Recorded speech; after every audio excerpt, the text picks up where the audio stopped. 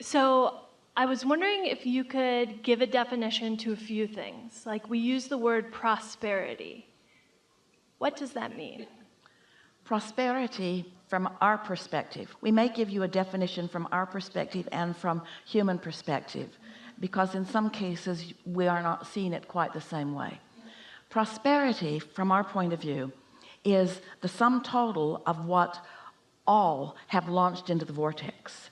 And the prosperity is a feeling or a state of being when one is in the receptive mode and letting what they've put in come out and manifest in their experience. So you could be prosperous with friends and prosperous with physical well-being and prosperous with financial well-being. In other words, it's the receiving of what you've asked for, the recognition that it's there, and being in a state of letting it in. When humans think of prosperity, it is much that same way.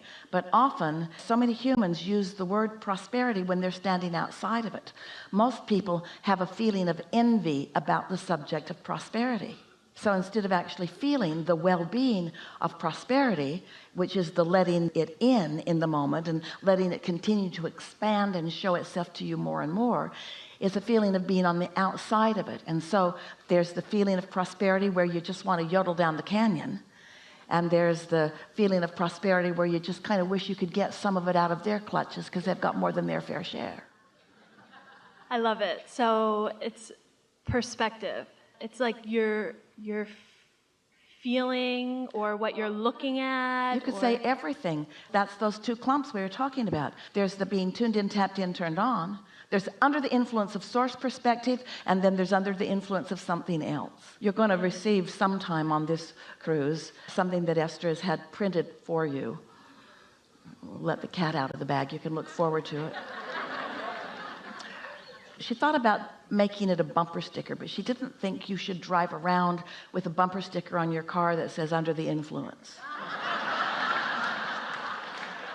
So what it is, it's a dash card that you can put on the dash of your car, and it reflects up into your windshield or in front of a mirror. You can't read it when you look at it. It makes no sense, but when it reflects back, you can read it, because you are always, if you are awake, you're offering vibration. And if you are offering vibration, law of attraction is responding and giving you vibrational harmony with something. So you are always under the influence of something.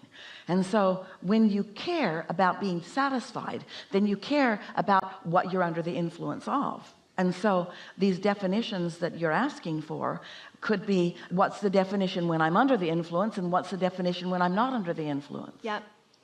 Okay, so I have a funny story. So we're a group of 8 traveling this time. I have 5 kids, my husband and I, and a babysitter. And so we're flying from Miami to Barcelona, and we all get there. And I'm like, checking in to go to Barcelona, and they're like, that flight was this morning. Like, we had like the day and time wrong. So it was so funny to me, because leading up to this, my husband had some resistance of perspective.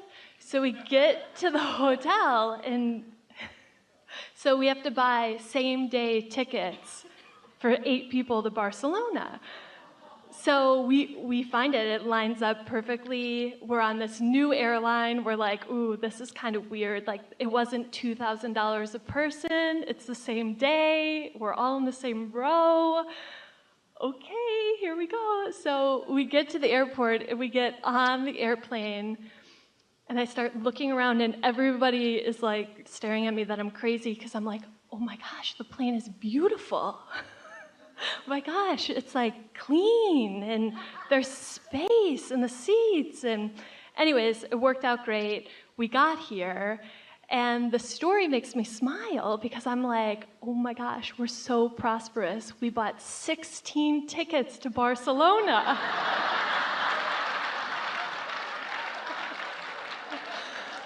And of course, there's the other side where you could be looking at it like, we had to buy 16 tickets to Barcelona. So we're prosperous. Apparently. But let's chew on this just a little bit, because that's a lot to hold your vibration in place about, isn't it? It was so fun. so fun watching it. And we didn't get our money back from the first 8. And we also had priority. We were premium, like first class, 5 out of the 8, which we all lost. And I am excited that we could spend so much on flights. Because if we could spend that on flights, then we could spend that on the other desires and the other desires and the other desires. Like, it's there. We have a question for you. There's no right or wrong answer. Okay. And it'll be helpful in the context of what we've been talking about here. So, does it seem to you, now we know after the fact that you've had an opportunity to work this over in your mind, but does it seem to you at the moment that you were at ease immediately and having fun with it immediately? Yes. Well, then that's what we're talking about you're so accustomed to being in that satisfied mode that there was nothing for you to overcome. Like the driver of the car driving us back to the hotel was like... That's what step 5 is. Step 1 is you know what you don't want, so you know what you do want. Step 2 is source is answering. Step 3 is you get into the receiving mode. Step 4 is you've practiced it so well that you're a master at the receiving mode. Mm-hmm. Seems funny that step 4 would just be really good at step 3, but that's the way we like to call it. Step 4 is just being really consistent at it. And step 5 is being back in what many would see as a step 1 moment and not losing your sense of satisfaction. And when you're moving through life living like that, then things do unfold for you comfortably. Because sometimes when something starts to go wrong for someone, you're feeling satisfied, conditionally satisfied, as long as everything's going all right. But when something goes wrong, then you take the hit of it. And then as you take the hit of that, now you're queued up for more to go wrong and more to go wrong and more to go wrong and more to go wrong and more to go wrong. But if you're able to maintain your sense of satisfaction, even though something got a little wonky, then your recovery time is instantaneous. And so? Okay, so I have one other question. So I'm really good at navigating my group and navigating my group with lots of people around.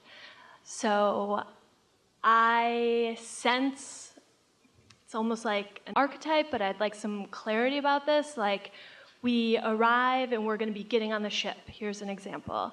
And I feel this leadership, almost like a queen, come, and my energy field gets like huge. And we don't wait in line. We move, right? It's like, oh, you could take this, right? We all get through in 10 minutes. There were like lots of people waiting in line, and we're through. However, so I move through, I'm satisfied, I'm looking around at my people, and sometimes, maybe the answer is to not pay attention to them, but sometimes this energy that I have is, I feel is like misinterpreted by them as like... Almost always. Okay, that's just it. I just need to like put my sunglasses on, move like a queen, and not care.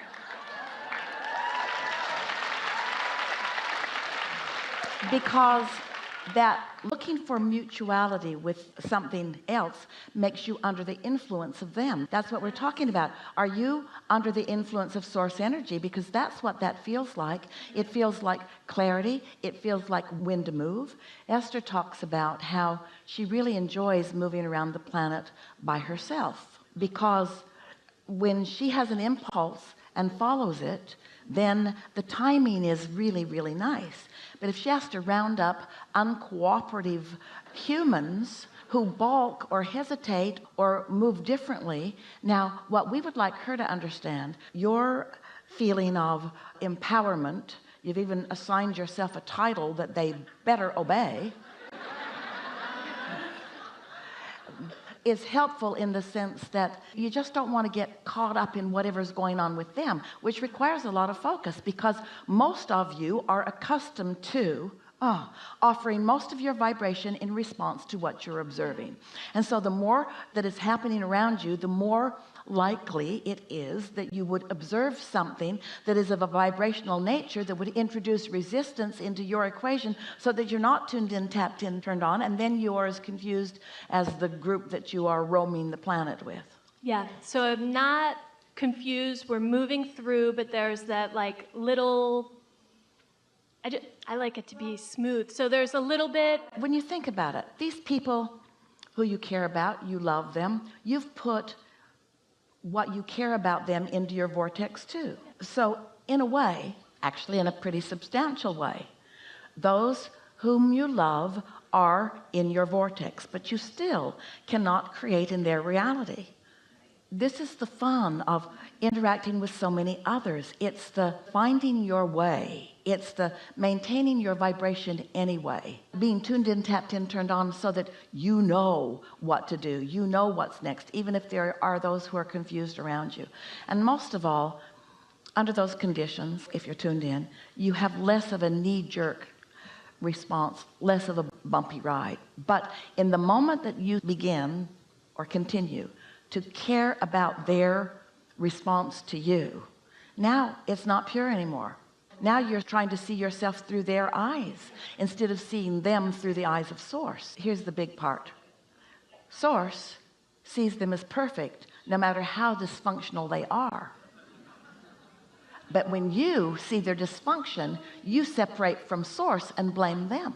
So you think your deviation from Source is about their dysfunction. It isn't. It's about your lack of focus. Conditionally, you could say, if you guys would shape up, I would feel better. And that would be true, but it's still conditional.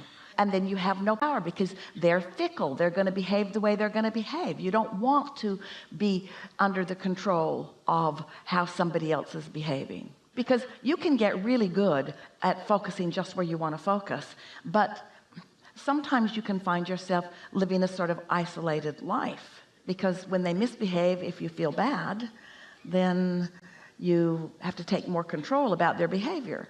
And the more control you try to take, the less good they feel. So the more control you try to take, and then the less good you feel. It's so lovely for others when you are under the influence and letting universal forces inspire them. You want to inspire their behavior, not motivate it. Oh, and you can't inspire their harmony with you unless you're in harmony with your Source. And when you're in harmony with your Source, then you might inspire their harmony with their Source, but you're never wanting them to obey you. You're always wanting them to find harmony with their Source. And you really don't want them to move around with you in a pack either. You don't want to train them into the belief that you are their leader.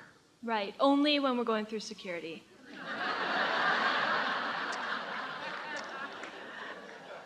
Then they get spread out. Only before they are 12, and only when they have their first date, and only when they go out on their first driving, and only when, and only when, and only then. Don't give yourself an exception to that. You're either trusting their alignment with their Source or you are not. And when you are not trusting their alignment with their Source, and you are wanting to be the source for all of them, then you begin to feel the burden of that responsibility because you're not connected.